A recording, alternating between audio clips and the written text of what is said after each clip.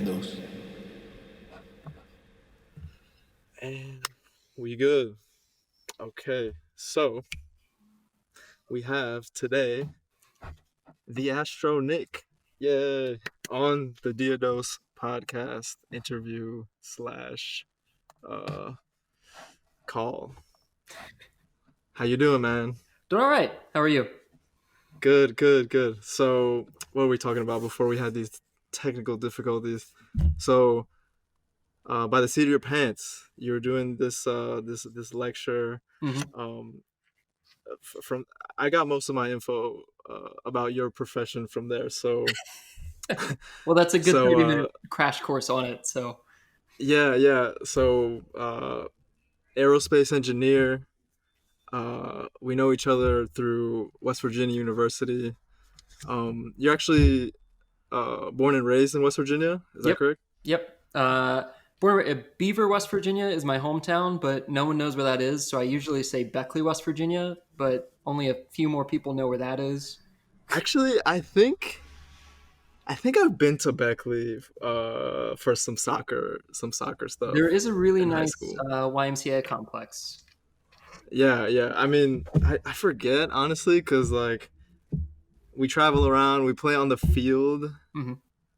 and that's about it. That's all I remember when I play soccer. I'm just like in the game. But I mean, did you play any sports in high school? I played soccer, actually. Really? Yeah, I started when I was 4 and played all the way up through high school. And then this last decade, I really haven't played that much. But just recently down here in Florida, I got back into a co-ed rec league. Okay. It's been a good time. I'm a left midfielder by trade. Same actually. It's a great position. It's a lot of running for It sure. really is, yeah. I've always tended to veer more towards the defensive side of it. Same. Damn, we have a lot in common. There you go. And so you played for what's your high school's name? Shady Spring High School. Shady Spring. Okay, then Mm-hmm. is that a public school? It's public school, yeah. Woodrow Wilson is the main high school in Raleigh County around Beckley. Got you. Yeah. So growing up in Beaver, how was your upbringing? Pretty quiet, I would say. Yeah. You know, my dad fixes mining equipment for a living and has made a pretty decent living for himself. My mom was always a stay-at-home mom, and growing up, it was a lot of soccer games and a lot of going camping into parks and um, video games. Pretty typical upbringing, I would say, in a rural area. Right.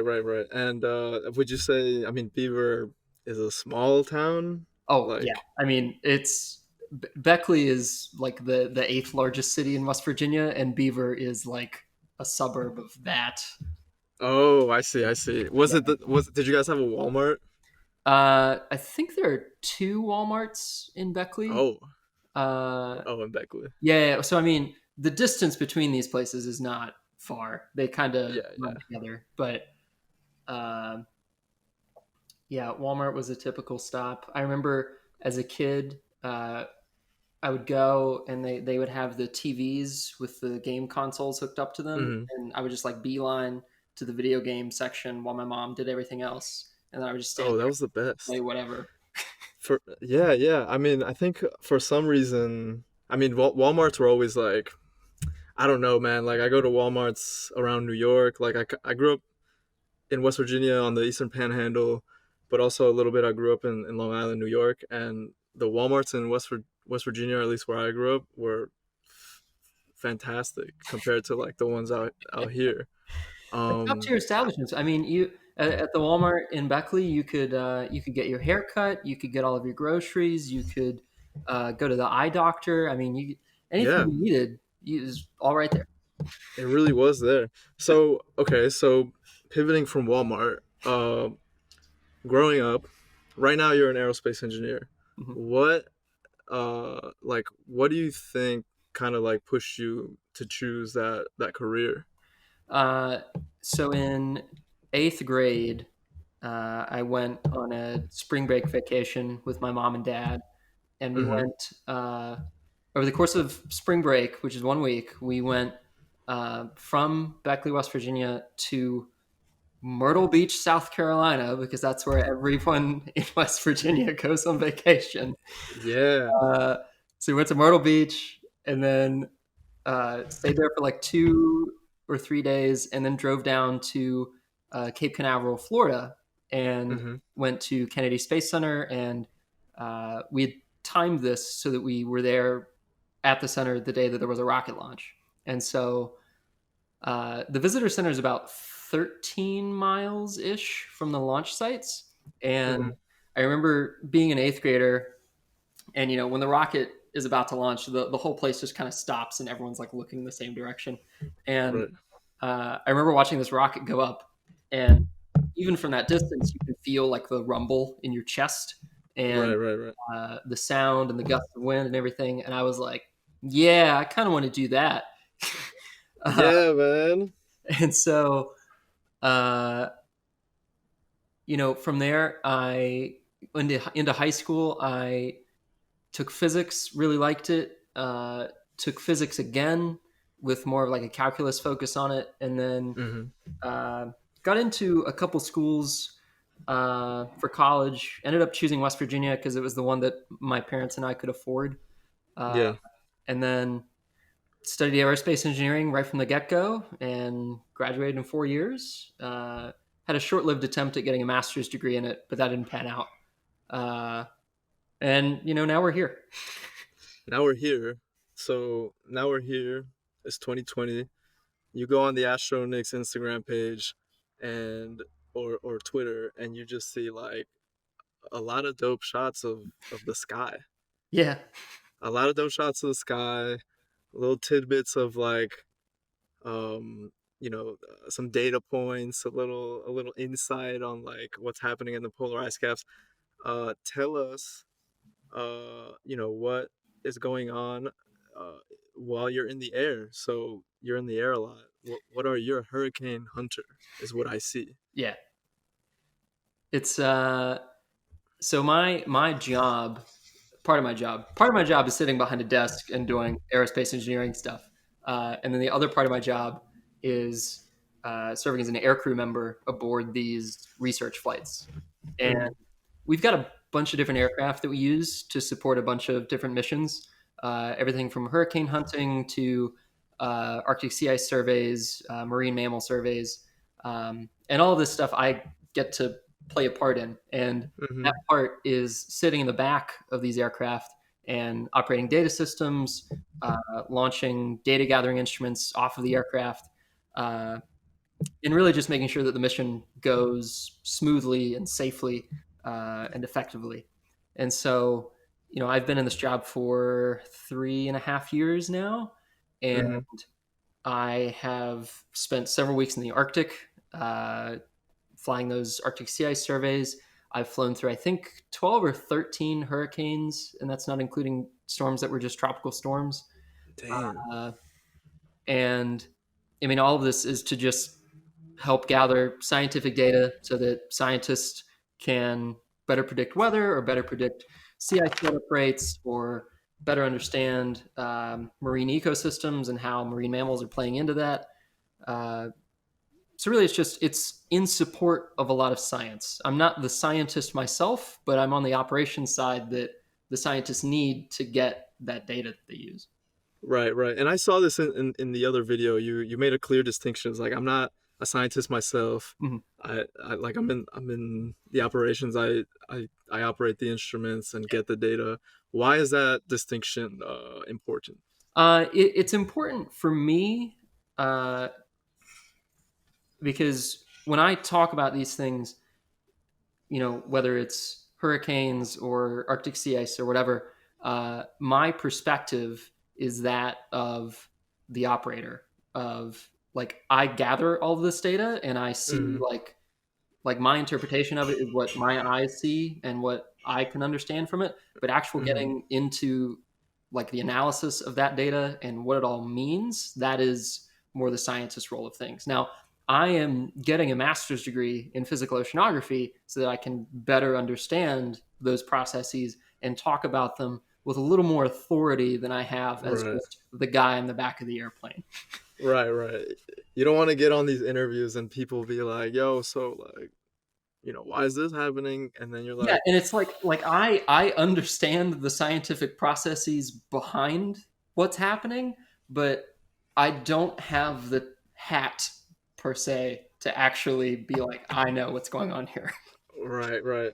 Okay. And so That makes sense. That makes sense." I don't want to tell stories out of school, as they say. Right. I A want lot to. of a lot of people would just like talk and with authority and say like look at the observe, you know, with their eyes and then give their authoritative this is a fact. And especially around these times. Yeah, Um and I feel like with most things in my life, you can see one thing, but the truth tends to be more complicated than that.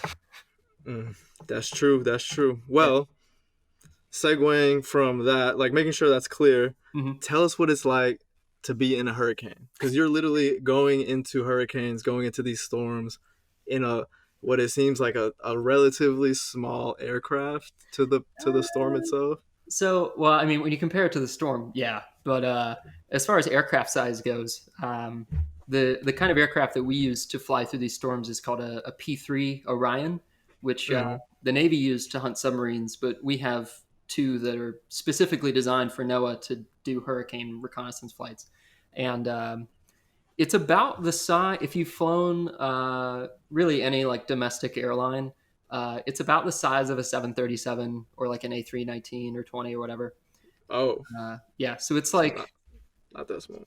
yeah, it's like a pretty decently sized aircraft. And I mean, those airlines will cram, over 150 people on those airplanes, but we usually have about 15 to 18 people on board. Right, right. So Uh, there's a lot. There's leg room. There's leg room. well, yeah, there's legroom. We certainly, pack them to the brim with scientific instruments and computer systems and all of this kind of stuff. Um, but flying through the storm, I always liken it to being on a wooden roller coaster, Mm-hmm. wherein it's just constantly vibrating, Yeah, and you yeah, have yeah, that yeah. constant rumble. And every now and then, we'll get in a strong updraft or a strong downdraft, and you'll get those big hits where your stomach kind of goes up through your Dude, and back down. I'm Uh, imagining that right now. I yeah, fucking love roller coasters, by the way. But and so on all of our seats on that aircraft, we have 5-point harnesses that we strap in with, and so you've got mm-hmm. your standard lap belt, but then you have two straps that come down over your shoulders as well, and there's a strap that comes up between your legs just to make sure that you're not going, flying when you're in this Right, environment. Uh, right. And yeah, I mean, outside the window, it's just a lot of wind and a lot of rain. Sometimes it gets uh, to be so much that like there's so much rain going by that you can't Yeah, see yeah. like, the wingtip out the window. Like Sheesh. it's Yeah. obscure. Right, Uh, and I encourage everyone to see the video where you are talking to the what's it called, the exploring by the seat of your pants video where you show your GoPro footage and your iPhone footage. yeah, Uh, I'll probably put the link in the description. yeah. But there was this part where I saw that you were showing when you were going through the I don't know. I guess when you're entering the storm, Hmm. there's like a lot of water. Hmm. But then after all of that rain, after all that Hmm. storm, you go into this open space, Yeah, and then you kind of look up, and there's just like this. It looks like the gateway to heaven. Like there's just a lot of clouds and there's a lot of light, and it just looks so beautiful. yeah. What is that called? So that's the that's the eye of the storm, and Oh shit. so that when storms get that powerful, all of the clouds in the center start to clear out, and Mm-hmm. you get, just this. We call it the stadium effect because you're Mm-hmm. you're kind of just. It looks like you're standing on the field of a football stadium, and Right, right. you're just in this bowl, uh, that all of that energy in the storm is swirling around, and all of it is just trying to get to the center of that storm. Right. Uh, and yeah, it is beautiful. It's like those the bigger storms that have that look. Mhm. Usually your major hurricanes, your category 3, 4, 5.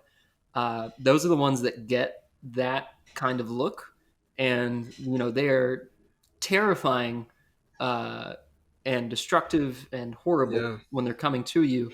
Um, but at the same time, I mean, being in there and seeing that spectacle, Mhm. every time I fly through a storm, I just think, wow, like Yeah. this is something that not a lot of people get to see, uh, and not be worried about the rest of the storm Yeah. coming for them.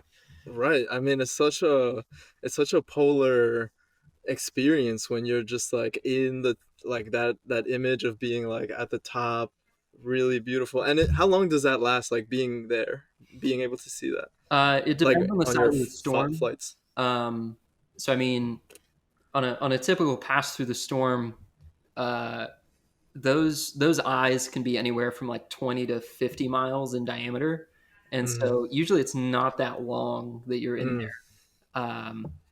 And so normally, we get through the eye wall, we get into the eye, and typically we'll fix the center, which is Mm-hmm. where we fly around and we're looking at the wind speed values, and waiting for them to drop to zero, because when they drop to zero, that's the center of the storm. That's where all of that energy is trying to get to, and so we'll mark that point, and then plot our track back out of the storm. And yeah, usually you're not in there for more than 10, 15 minutes, if that. Damn. Yeah. You are. I mean, if you post more pictures like that, man, you're on your way to being an influencer, a nature influencer. You, yeah. I mean, do you also? I think about that, like that word, influencer, nature influencer. Do you think that'll be a thing ever, In what context? or do you Of like on like, social media? On social media, instead of trying to hype up the latest energy drink, you're trying to hype up the planet. Is that? like hype up some science, hype up some. I mean, I guess Bill Nye was our pioneer. I mean, there's certainly a lot of good, science influencers out there. Emily Calandrelli, a fellow mountaineer, is one of Shout the out. more of the prominent ones. Uh, I've certainly, been trying to craft that image for myself over the last couple years, and I think I really have a good job to do it with, just because, uh, it's really a privilege that I get to go to all these different places and, support all of these different missions and see all of these different things. Uh, and really, the main reason that I'm sharing all of this, Mm-hmm. whether it's the hurricane pictures or, the stuff from the Arctic, is to just help. It's not for my own image to be like, oh, well, look what I did today. No, Yeah, yeah, like yeah. it's to raise awareness about like Mm-hmm. what the mission is about and why we're there and why it matters to you. Right, right, right. And I mean, obviously, I'm kind of poking fun at the fact, there's so many, people. Even myself, like I post a lot of stuff just for maybe self validation or just like Yeah, I just mean, to we put random stuff out there. we But all do it. I mean, I still do it on my Instagram account. I mean, if there's ever a picture of me on there, I've posted that because I thought, yeah, I look pretty good in this. word, word. No, but yeah, I mean, I think it's important also, like, um, I mean, obviously, there are a lot of, and if somebody's interested in science and nature and all that, they'll follow those accounts. However, I think accounts like yours, especially, that are actively, posting beautiful stuff, posting, data points, posting about your job, important, dope, but also you share some, uh, I guess, perspective about, let's say, like climate change. Hmm. Um, And I don't know, I still see people, especially on Twitter, kind of denying it, like kind Mhm. of not being like, no, it's not real. Like Mhm. the government is changing the weather, whatever agendas. What do you? Is the government changing the weather? No, It's uh, not changing the weather. not at all. Now, if you think about long term uh, Mm-hmm. and how you know climate is just the broad strokes of the types of weather that you can experience, right? Like if you imagine that Mm-hmm. as like your bounding of like, all right, here's where we're at. Right. Now, if you consider the fact that the United States government, as well as everyone on the planet, is contributing to rising carbon dioxide levels in the atmosphere, which we've known from research can raise global temperatures. Uh, Right. on the longer scale, you could make the argument, well, yes, the government's changing the weather. It's more of we're changing the climate Right. Okay, that's a good point, actually. inadvertently, Right. not by some deliberate choice, but by simply participating in this world that we've created. So that makes a lot of sense. So I guess in some way, yeah, I guess the government is changing the weather. But it's not just the government, right? That's society, I guess, as a whole. Exactly. Yeah. So it's not some grand conspiracy uh, to influence things. It's merely a matter of uh, in the late 1700s, early 1800s, we figured out that we could burn fossil fuels and Mm-hmm. use those to our advantage. And we, as a species, have been doing that more and more every year since then. Right. And that process, at first, we didn't think, nothing will come of this. But Mm-hmm. now, with the perspective that we have and with the knowledge that we've gained, we realize that, oh, yes, well, actually, this is sort of a major uh, climatological and geological experiment that we're participating in. Right, right. Damn. So, I mean, from your perspective, and I know, uh, well, from your perspective, Mhm. how do we solve this? Or if, well, acknowledging that it's a problem. Mhm. And is it a problem? Oh, it's a problem. Yeah. Why is it a problem? So we, by looking back through Earth's history with ice cores and sediment cores, and all of these different geological tools, Mm-hmm. we've sort of painted a picture of what Earth was like millions of years ago. Mm-hmm. The end of the Cretaceous, uh, the Eocene, the Miocene. I had a geological oceanography exam today, so I'm actually very up to speed on all of these terms. This is a Uh, refresher. This is a pop quiz. uh, and so we've painted this picture of the past, and we Mm-hmm. know at different points throughout Earth's history, it was warmer and it was colder at points, and we using things like carbon dioxide in the atmosphere, different isotopes of oxygen, we can sort of piece together what the climate would have been like with certain levels of carbon dioxide in the atmosphere, with certain Mm-hmm. levels of uh, oxygen isotopes found in different parts of the ocean.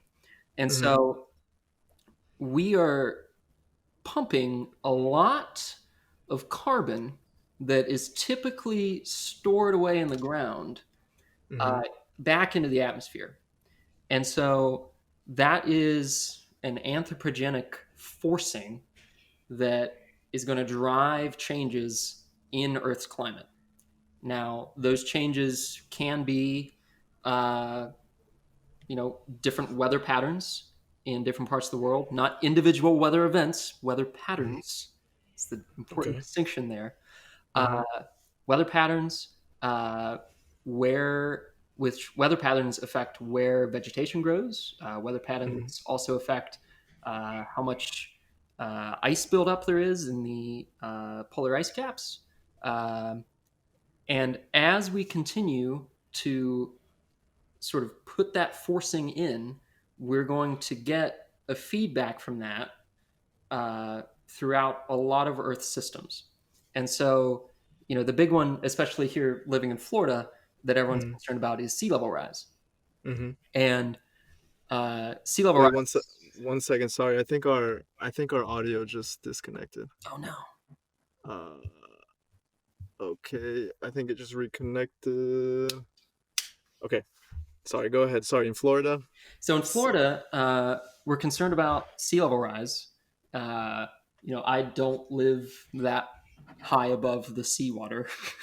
Mhm. uh, and as uh, the Antarctic ice shelf melts, as uh, Arctic sea ice recedes, as Greenland melts, uh, these are all feedbacks that are going to have effects of rising sea levels, which is going to inundate a lot of coastal cities, especially in North America. So places like Miami and Boston and New York City, uh, Tampa, Sheesh. St. Petersburg, uh, places off the coast of California. Uh, it doesn't take that much sea level rise to, a lot of these places aren't that high off the water. I Right. I mean, mean, Miami today uh, is investing something like $400 million to raise streets in parts of the city to just keep them up above the water levels, because they'll get these sunny day floods where it's just, streets will get inundated and be under, 6 inches to a foot of water, and you think, oh well, that's not that much water, but it's like if you had to walk down the street in a foot of water every day, you're not going to want yeah, to live there. yeah. I mean, that's some scary shit. I mean, we're not gonna drown in a foot of water, but like, Exactly. you can't live there. And the other thing is that as the climate warms and you get these differing weather patterns, uh, places like um, small island nations in the Pacific will begin that aren't very high above the water at all will begin to sink, and those people are going to have to go somewhere. Uh, Places that are already exceedingly hot, like the Middle East, will just get hotter, and Hmm. those people will have to go somewhere. And so, we have to think about the consequences of our actions here as we continue to pump more and more carbon into the atmosphere. Uh, Like, okay, so I guess the biggest feedback is definitely uh to more carbon and ice melting and raising the mhm. uh, sea levels, drowning out cities. There's like a response from these cities now that are more susceptible, um, by building some structures that'll sort of like protect them. But I feel like those systems are temporary, right? Like what are some of the timelines if you're Uh, familiar? I don't. so I mean, the a lot of models are going into what is Earth going to look like in 2100. So in the next Mm-hmm. 80 years, uh, what is going to change? Uh, and in that time frame, a lot of coastal cities could, assuming worst case scenarios, could be inundated, and that's going to be a Damn. problem. And that's not even in a couple hundred years. That's the end of this century, which we are Right. now a fifth of the way through. Shit. I mean, like, so if we have kids, Mhm. they'll definitely see that. Oh yeah, like We. I've got two nephews who are let's see, one's 4.5 and one's 2, almost 3, Hmm. uh, and they'll definitely be around for that. And so all of these models are based off of, oh well, what's Earth gonna look like in 2100, and how can we respond now to not meet those worst case scenarios. Right. What? So yeah. What are we doing? What Uh, do we think we're doing? we're not doing much. Damn. Yeah. Uh, so I mean, the Paris Climate Accords were a big moment, but also kind of a letdown, because they set out ambitious goals, and that's great. Hmm. There's really no way to enforce that, though. To say, hey, you're still polluting too much. Your carbon emissions are still way too high. You've got to Right. cut that down. And there's really no way to enforce that other than Right. nations under their own volition deciding that, okay, we're going to do this because we understand the existential threat here. And I think the problem with responding is that the time scale that we're talking about of acting now to prevent things from happening in 50 years, 100 years, whatever, is something that we as a species have never had to do before. Uh, Hmm. Everything has just been relatively short term. Right. Here's what we're going to set out to do. Uh, and Here, I'll just. that's I think that's the biggest challenge is just getting people. Oh, we got that feedback. Uh, I think the biggest challenge is Oh, getting. has it been feedbacking this whole time? Oh no. Sorry, one second. Okay.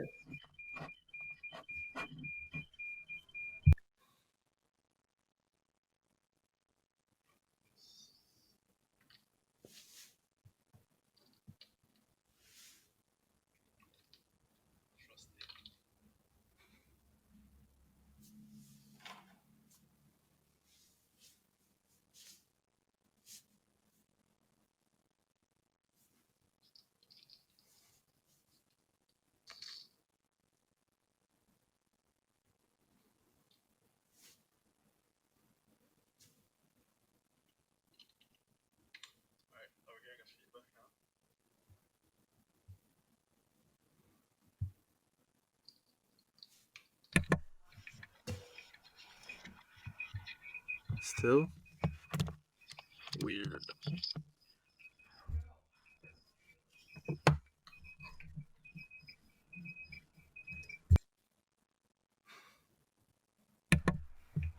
Hello? Hello. Fuck. Uh, why is it feedback? Oh wait, do you have your mic muted On the Instagram chat. on the iPhone? Okay, yeah, I just muted. I had it muted earlier. Right, right. Okay, so I think it's when we restarted the call. It kind of like. Okay. All right, so no more feedback, Okay. I believe. Okay, sweet. Shit. Okay, sorry. Uh, we What are we on? we were talking about getting people to think on a time Long term, scale. Yeah, or yeah, getting people to think long term. Right, right. So that's the and challenge. Uh, yeah, and as far as what can we do to address this issue, uh, reduce carbon emissions is like it. Like yeah. uh, So there's many, I guess, proposals for that. there, and I mean, there's umpteen ways to go about that. There's also uh, some attempts to sequester carbon from the atmosphere back into the ground. So Right. sort of a tech I've seen solution that. to the problem. Hmm. Um, and there's people in some camps that think, oh well, that's it. We got it. Our That's the one. brains will figure this one out just like we always have. And I Galaxy brain. and I just think that on the scale that you would have to do that, I don't think there's a way that alone is the solution. It's just not. I mean, we've been pumping CO2 at elevated levels into the atmosphere since the 1800s. You'd have to Right. undo 200 years of that. uh, Sheesh. and So I mean, a lot of that carbon that has been pumped in the atmosphere, I mean, it gets sequestered down in the oceans, and that's great. And the oceans up to now have done a great job of regulating the changes that would have come about from all of that carbon just hanging out in the atmosphere. But the oceans have taken it up for us. But the problem now is that the oceans are saturated. They can't take anymore. And so all of that carbon What? is going to stay in the atmosphere, which is where it becomes a problem as far as being a greenhouse gas and as far as rapidly changing the climate goes. I didn't know that. I didn't know like Yeah. the ocean was fed up with our bullshit. So when you hear about ocean acidification and how it potentially affects like coral reefs and that kind of stuff, Yeah. ocean acidification is a result of the oceans becoming saturated with carbon. Oh Yeah. shit. Okay. Damn. Well, that's giving me a lot to think about, and I hope it's giving a lot of people something to think about. I think I think there definitely are, and I mean, if there aren't already, like it might be one of those things where it's like it's gonna get a lot worse before it gets better, unfortunately. Yeah. Um, and I don't know. I guess we can dwell upon like solutions and what it takes, but really, I don't know. It seems like we don't have a lot of influence um, as individuals or even as a whole as a society. Hmm. I guess that's why people try to justify that maybe it's not a thing. Like, I mean that may be that may play into some people's denial of it. It's easier to just say that it's not happening than to accept that we're not rising to the challenge of it. hmm It's easier to turn a blind eye. Um, but I have hope that as dreadful as things seem, right, right, right. that we will respond to it. And I think that especially in the last 2 decades, there's been a lot of misinformation and a lot hmm of uh, foot dragging. And hmm I think that I hope that our generation and the ones that are coming after us can sort of see past that and understand that this is, a crisis, maybe not to, the existence of humans, but hmm to the existence of this wonderful type of world that we've created. hmm Uh, and so, being able to chat with friends in New York City is great. And this is right, right, a wonderful outcome of everything that we've built up to at this point. And right. to maintain that level of interconnectedness and to maintain that uh, capability to um, just enjoy the types of lives that we've come to enjoy. Uh, we've got to make some changes. Uh, I see. and those changes, it's not, I mean, transportation is a big problem. So cars put a lot of fossil Right. fuels into the air. Uh, Yeah. Power plants put a lot into the atmosphere. Uh, Power plants are a major source of it, though, and just shifting those from coal-fired power plants, from natural gas to wind energy and solar, and all of this energy that's just kind of out there that we have not really utilized as efficiently as we can. Uh, Yeah. I mean, we get so much sun every day. Like, I wake up. It's a natural alarm. yeah, You know, wakes me up. The sun's here. Is like, what's up? But also, if I had a few panels on the roof, you know, one, my electric bill wouldn't be so high out here. Everything in New York's expensive. Mhm. And two, you know, we don't have to be whenever I'm using my phone or my computer, I would feel better if it was, the energy that we get from the sun versus like we always think that to me my computer it runs on electricity. That's Mhm. true. However, how do we get that electricity? Mhm. Like what does it take for that electricity to be generated these days? Like I feel Mhm. so caveman. So caveman. And But right, sorry, go ahead. I was just going to say, wind and solar are great. Uh, Transitioning to those, isn't an easy process. There's certainly a lot of um, materials and precious metals that go into those.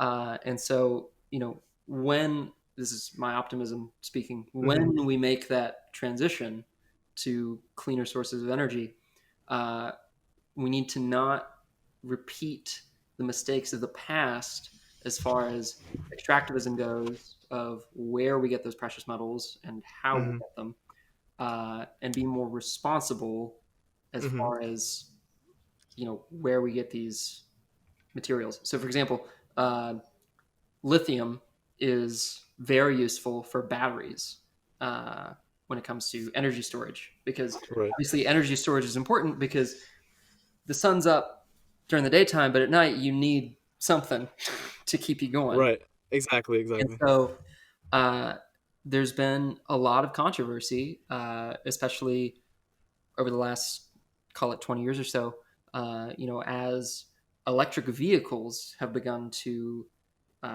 become more prominent, and as solar panels and everything else becomes more prominent, about where that lithium comes from. Right, right. And there's a part of South America, Bolivia, Chile, Argentina, like right around that border, where there are huge lithium mines. Mm-hmm. And a lot of the lithium that we have today comes from there. Mm-hmm. And the companies that have gone there and extracted that lithium and that wealth out of that region haven't really paid it back to the people who actually live there. Right, right. And so And uh, yeah.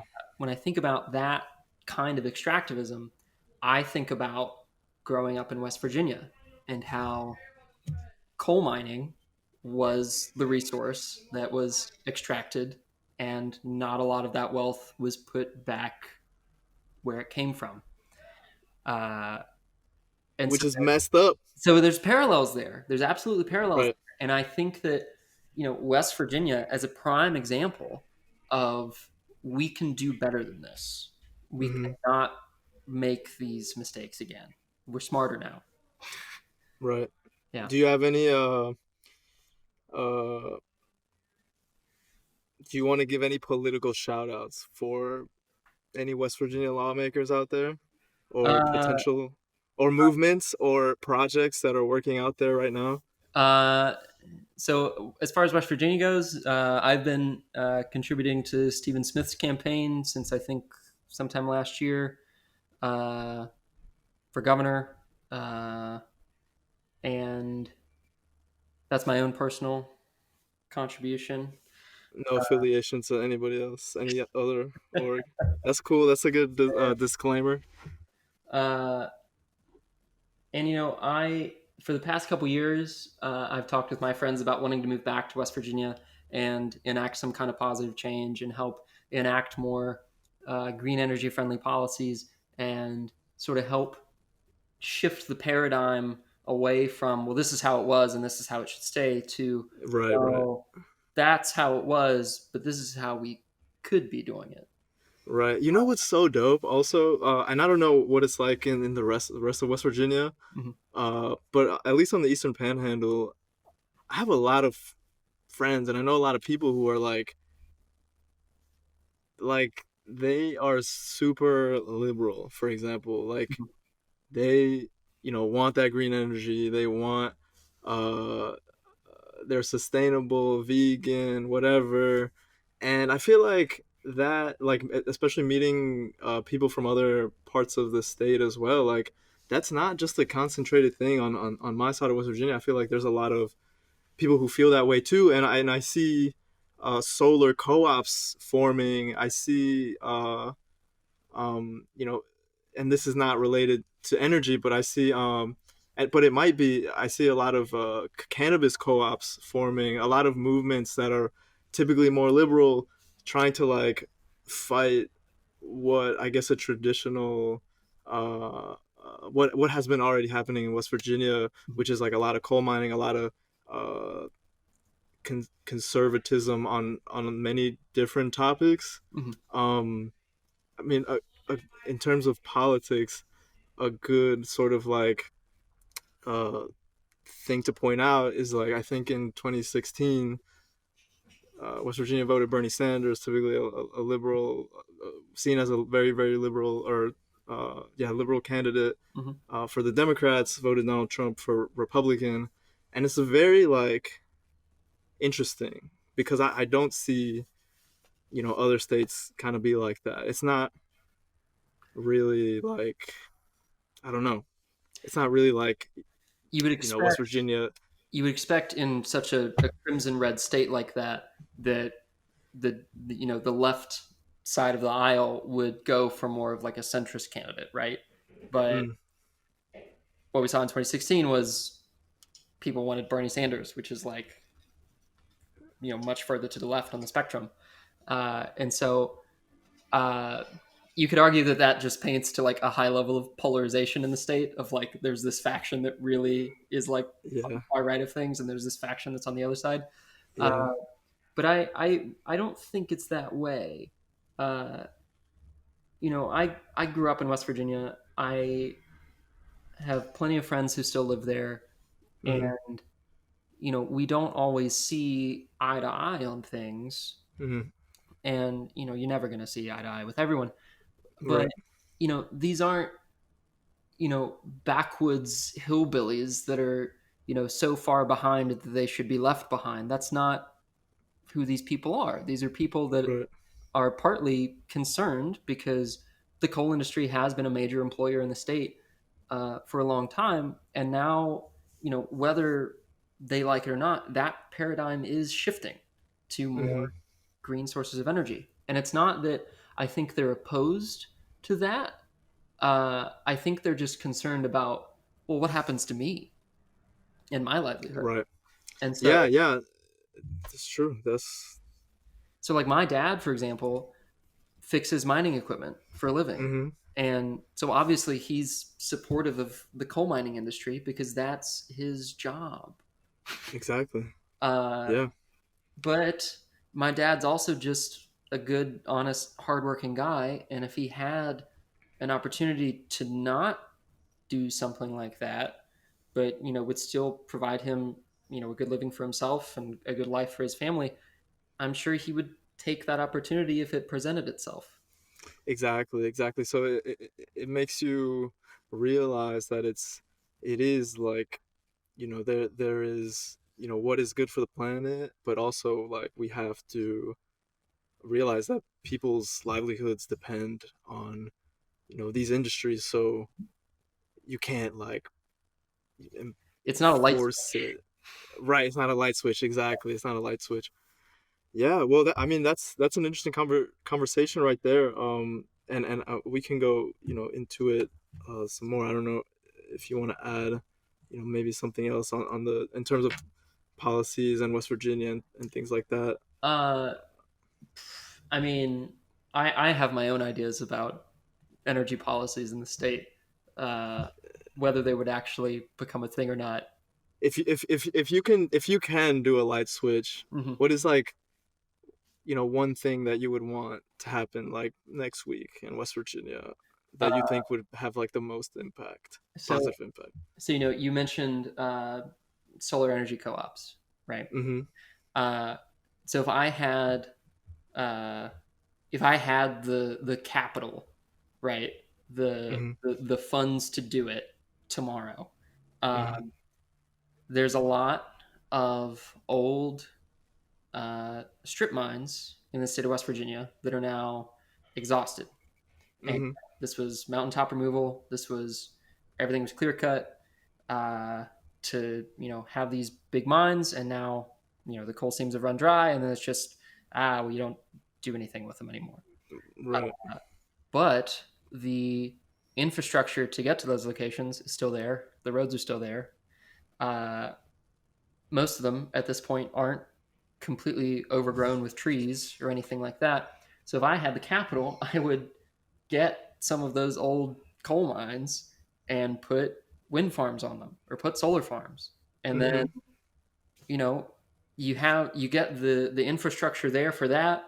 You run a cable to the grid.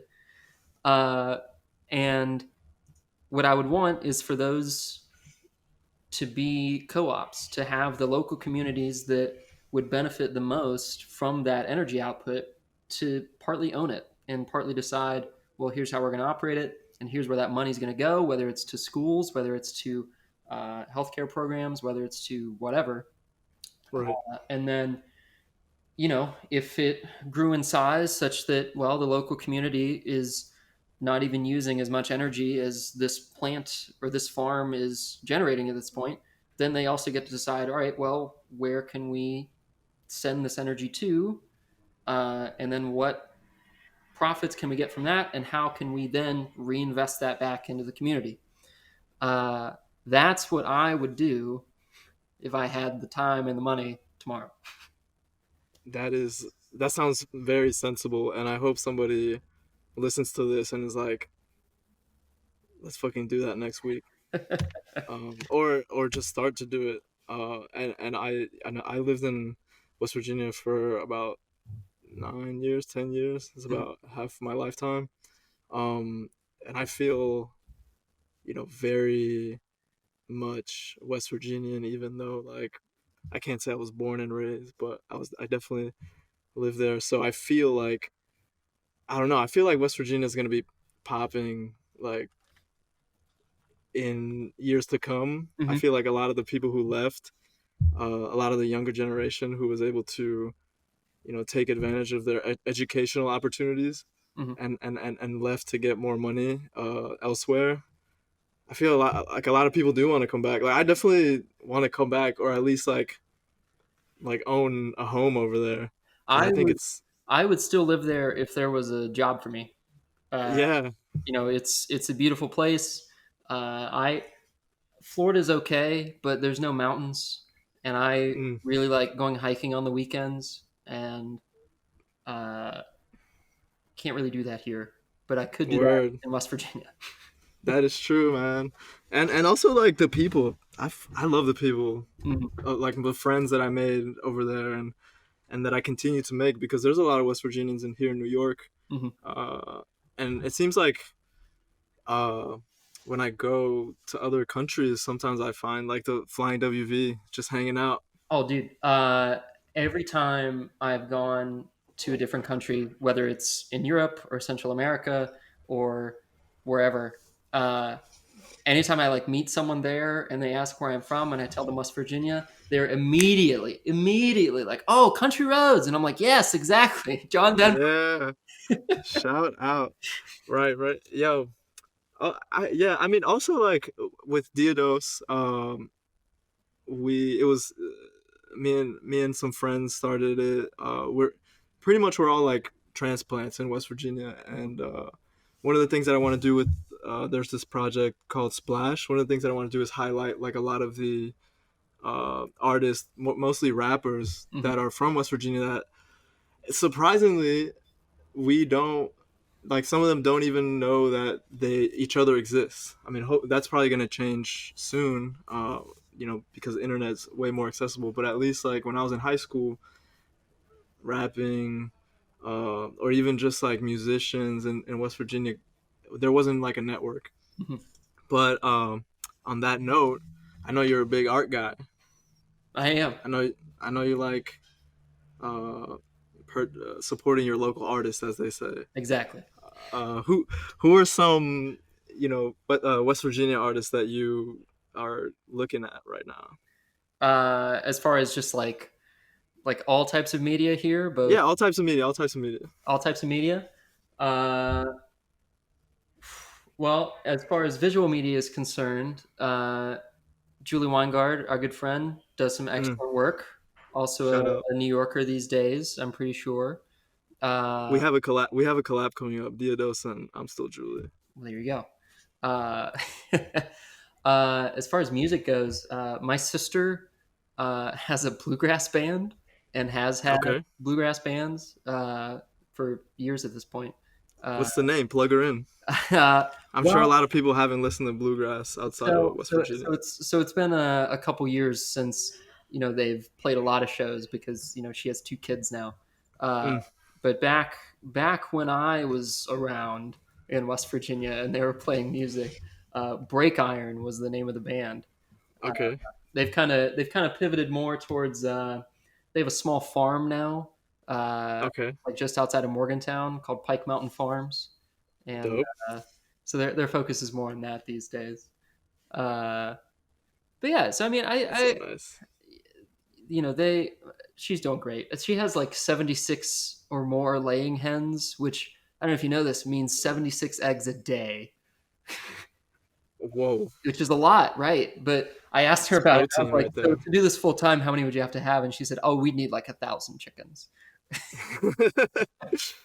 Damn. Uh, That's a but lot of eggs. I know, right? Um, my one of my best friends from high school, Drew, is a writer, uh, Hmm. and potentially, hopefully later this year, has some short stories being published.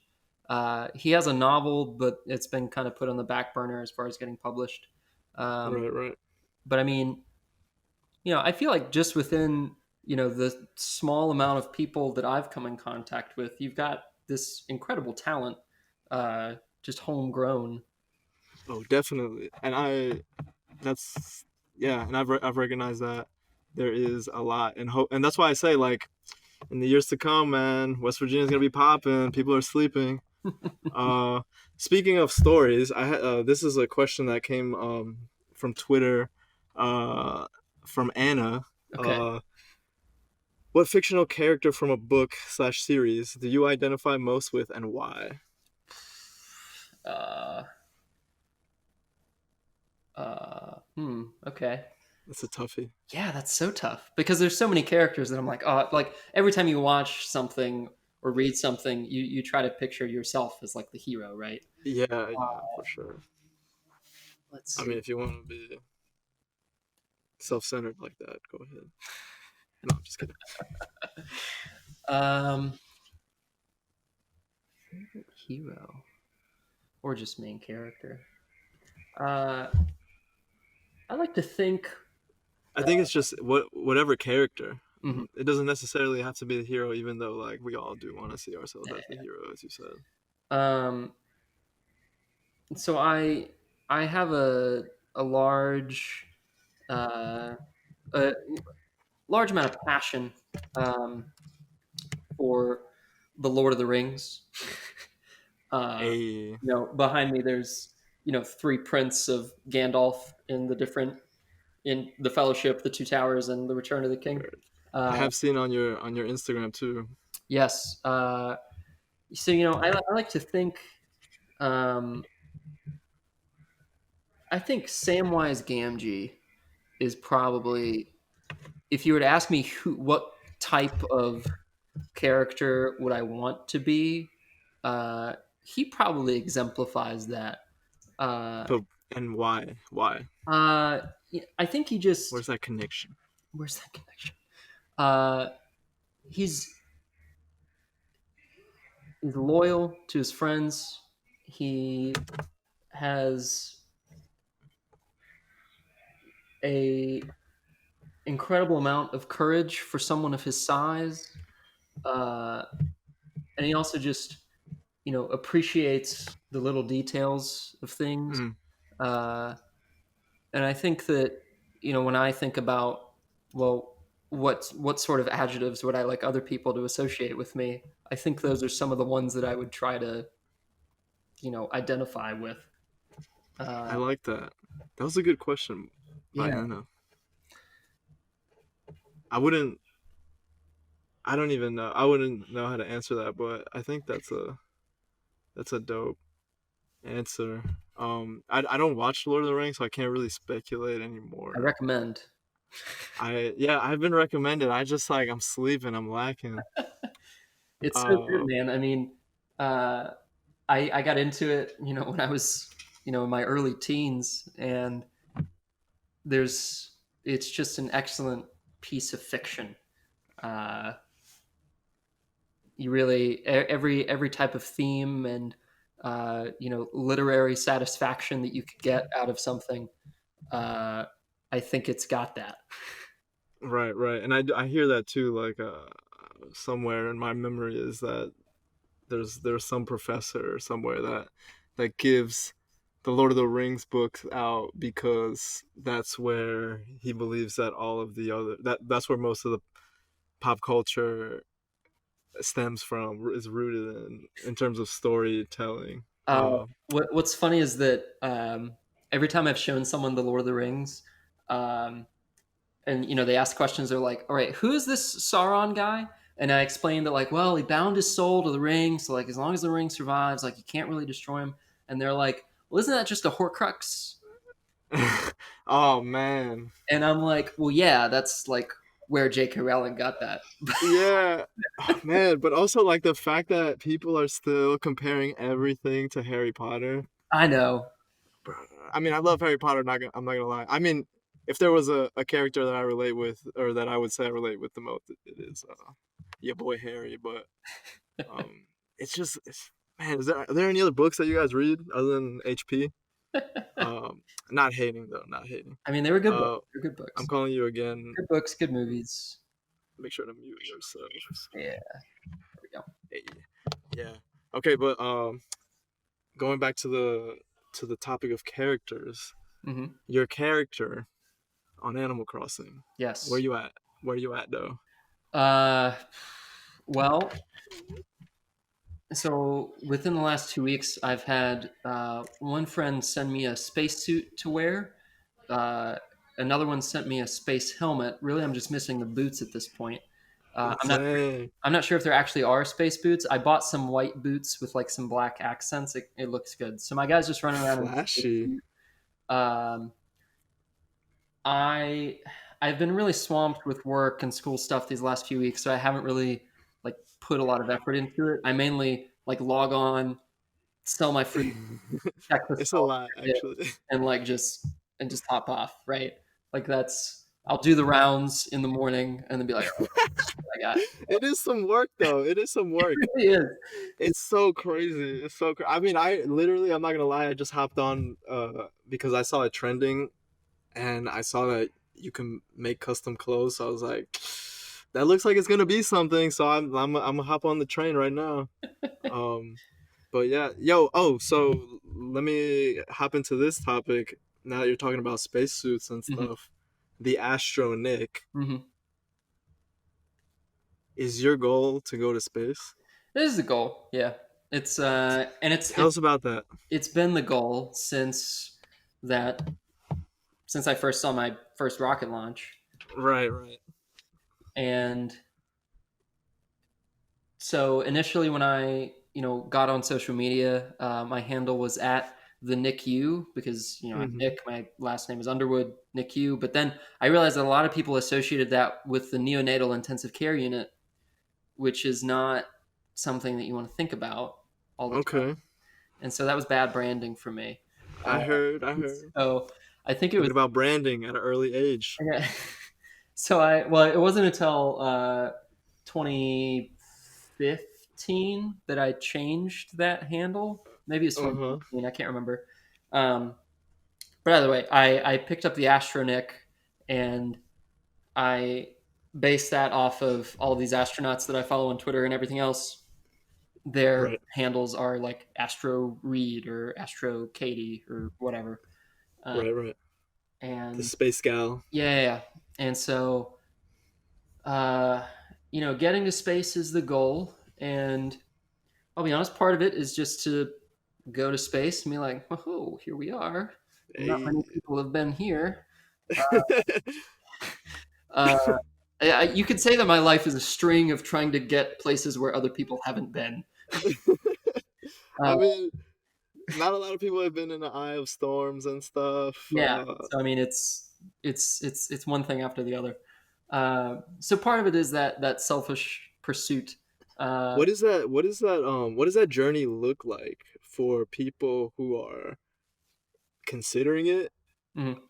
Like, especially young people. I don't know. Honestly, the audience of this show or interview, I have no idea what their ages are gonna be. I feel like most of the time they're adults. I want to think they're usually adults, but I remember when I was 15, I was the type of music I was listening to or the type of stuff that I was seeing on the internet. So who knows? Who knows? Um, but yeah, what is that journey like? So it's different for everyone. Um, the two that I always reference are Reed Wiseman and Katie Coleman. Hmm. Reed Wiseman is still an astronaut. Katie Coleman retired last year or the year before. I can't remember. Right. Um, but I reference them because I actually got drinks with them in Washington D.C. once. Uh, Hey, so, uh, wait, how did that go? How did that happen? so uh, I was working for the Navy in Southern Maryland, Uh and huh. my mentor was like, "Hey, Reed Wiseman's going to give a talk in DC this Tuesday. Do you want to go?" And I was like, "Yeah, that sounds great." And so I went, and Reed gave this great talk. And after the talk, I got to meet him because my mentor and Reed were in the Navy together, so they're like old Navy buddies. And Right. then Right. afterwards, we like leave the building. We're outside. My mentor's like furiously texting, and he looks at us and he's like, "Do you guys want to get drinks with Reed and Katie?" And we're like, "Yeah." so, Word. and so became it was the best Tuesday night of my life. Uh, and What'd you guys talk about? uh, I mean, they shared Navy stories and all that kind of stuff. And talking with Reed and Katie, they asked about me and what my background was, and I, of course, was like, "Well, I want to be an astronaut. How do I do that?" Uh, and Reed's advice to me, and this is still advice that I heed to this day, was don't sit behind a desk. And I thought, okay, that's Whoa, something to do, something to strive for. that's a And gem right there. yeah, um, so from that, I then set out to find a job that got me out from behind a desk, and here I am now. I fly on airplanes into hurricanes, which Whoa. fair, it's just a desk on a plane in a hurricane. The context of the desk matters. All right, we don't need to get into technicalities. If our desks can fly through a storm, I think you can say that's a little more than just being behind a desk. But I mean, as far as like the process goes, the only requirements you have to you have to have a master's degree. They upped it from a bachelor's degree on this last round. You have to have a master's degree. You have to be a United States citizen, and you have to be physically fit. Uh, Mm-hmm. and that's like the basic qualifications. But the people who actually get selected are rock stars of their trades. Mm-hmm. So Reed Wiseman, for example, uh, was a Navy pilot and was also he went to the Navy test pilot school. He had a master's degree is in like systems engineering from I think Johns Hopkins, uh, Mm-hmm. and when he got the call to be an astronaut, he was flying combat missions in the Persian Gulf, and that was that was his route to become an astronaut was the pilot route, and that's traditionally been the most common route. But then you have this other side of it with Katie Coleman, who Mm-hmm. uh, was a chemist by trade, Mm-hmm. and so she was in like Southeast Asia looking for new plants to like synthesize pharmaceutical drugs from when she got the call to be an astronaut. So it's not really like any particular route, but Right, right. certainly uh, being in a scientific field helps. Uh, Mm-hmm.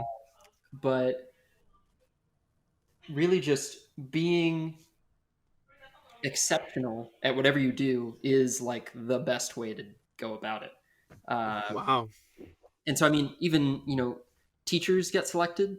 uh, it really is just a matter of, you know, uh, not only being exceptional but also being like well-rounded enough that you are able to stand out from the umpteen thousand people Right. that apply. Uh, so I remember talking with Reed. He was like, "Yeah, on my application, I put everything down that I'd ever done."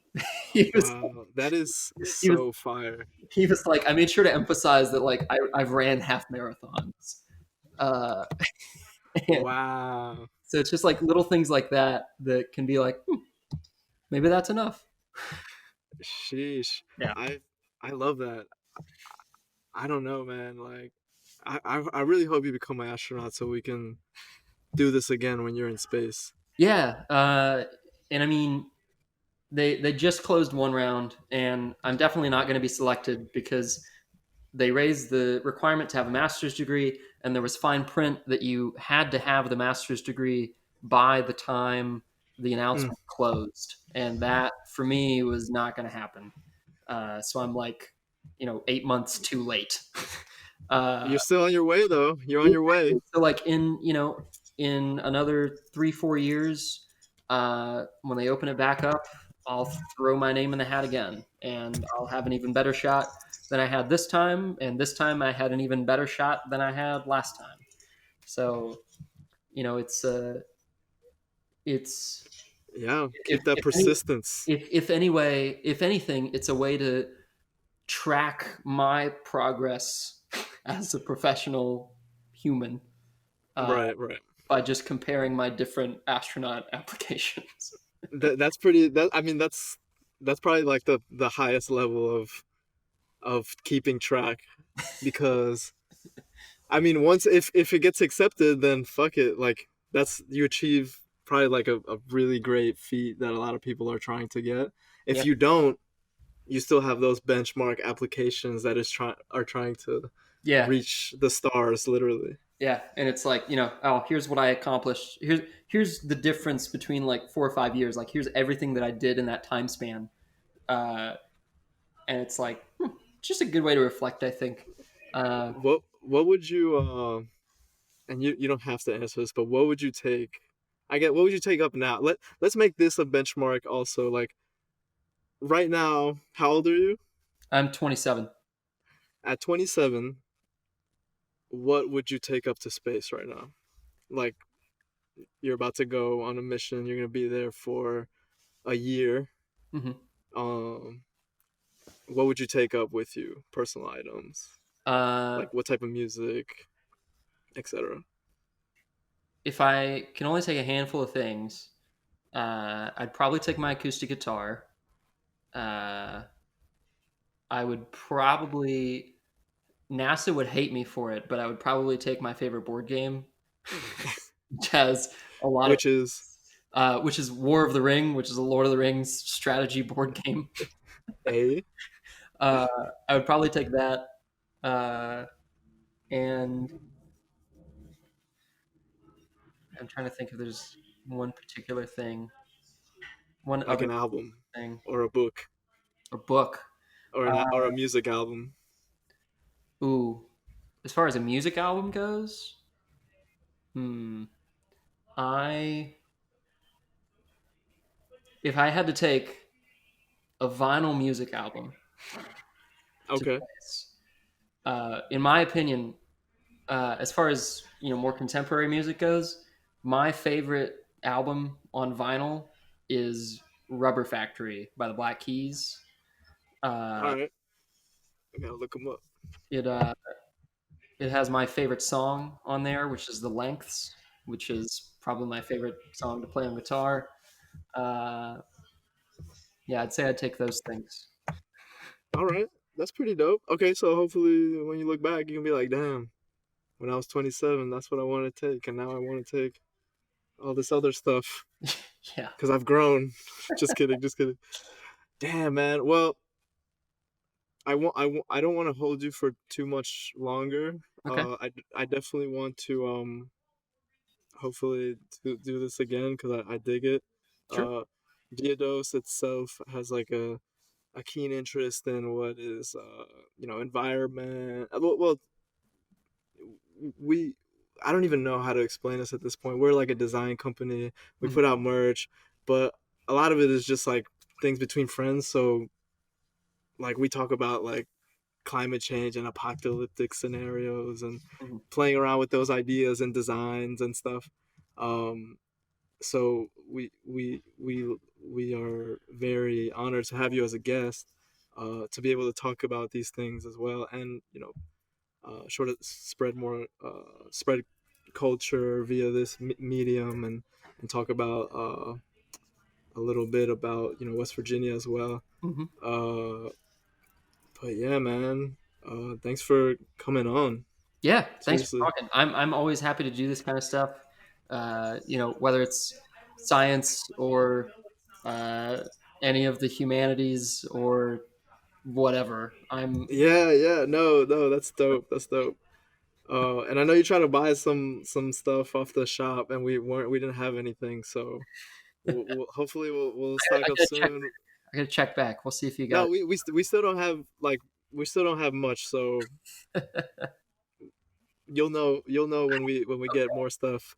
Hopefully you'll be impressed, or maybe you're not gonna want to wear some of the stuff, but whatever you find. But we're not ready yet. We're still gearing up. We're still gearing up. But yeah, man, thank you so much. Of course. Appreciate it a ton. Yeah. Thank you. All right.